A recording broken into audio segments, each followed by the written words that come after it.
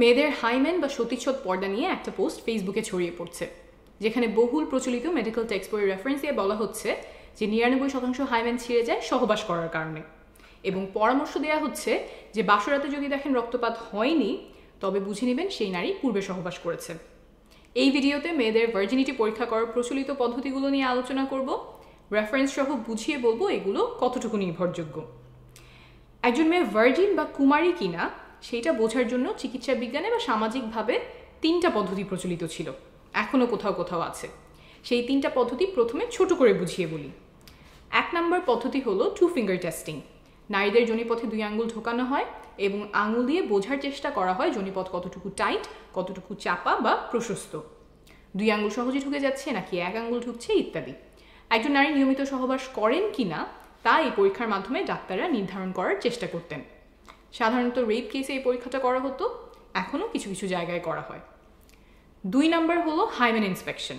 এই ক্ষেত্রে চোখ দিয়ে দেখা হয়, আগেরটার মতো আঙুল ঢোকানো হয় না। মেয়েদের যোনিপথের হাইমেন, অনেকে এটাকে সতীচ্ছদ পর্দা নামে চেনেন, সেইটা পরীক্ষা করা হয়।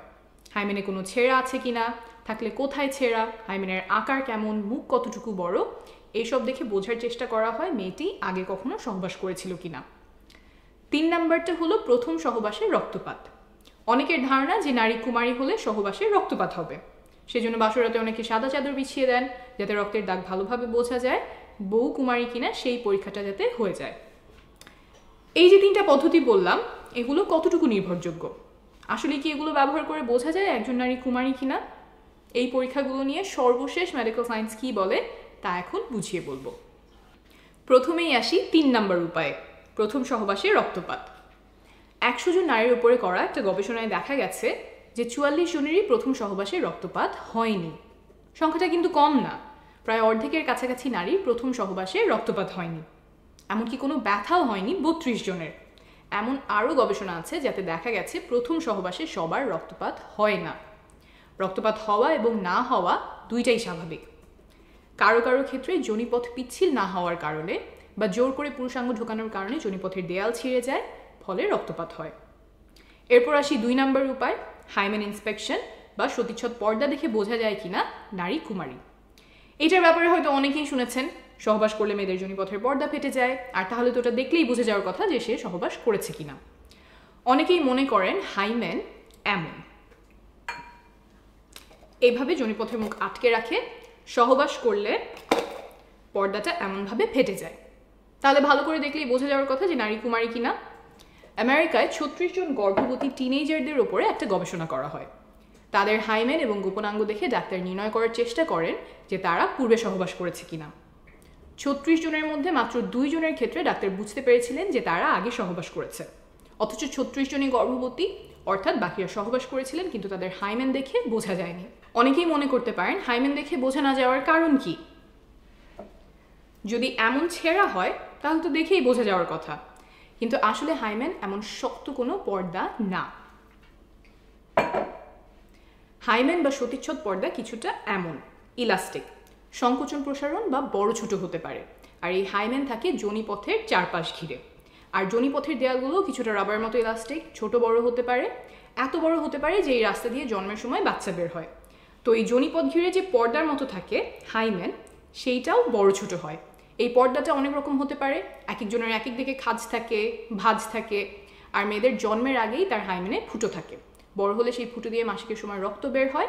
এই ফুটোও অনেক ধরনের হতে পারে, বড় ছোট হতে পারে। ফুটোটা কত বড় হবে সেটা বয়স, ওজন, উচ্চতা সহ আরও অনেক কিছুর উপরেই নির্ভর করে।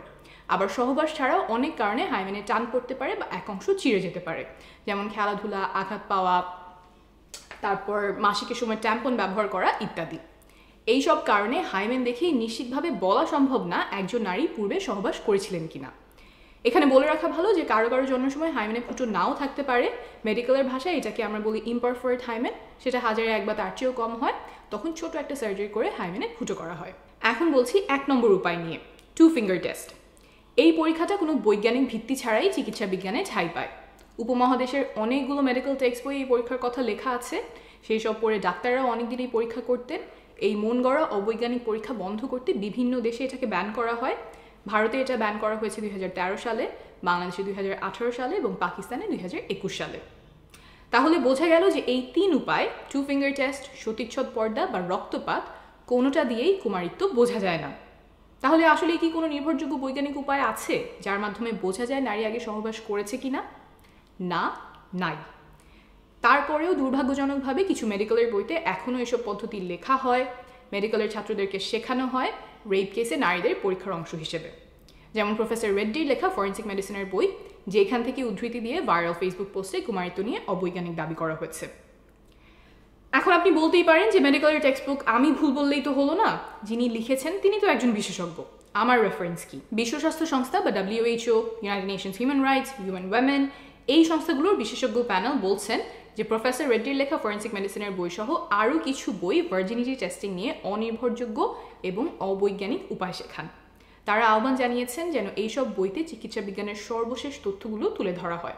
আমি রেফারেন্স নিচে দিয়ে দিব। ভিডিওটি যারা দেখছেন তাদের কাছে অনুরোধ, হাইমেন বা সতীচ্ছদ পর্দা, ভার্জিনিটি টেস্টিং ইত্যাদি বিষয়ে কেউ ভুল তথ্য ছড়ালে সেখানে প্রমাণ তুলে ধরে ভুল ধারণাগুলো দূর করার চেষ্টা করবেন। আপনার এই প্রচেষ্টায় হয়তো কারো জীবনে অনেক বড় উপকার হবে। ভালো থাকবেন।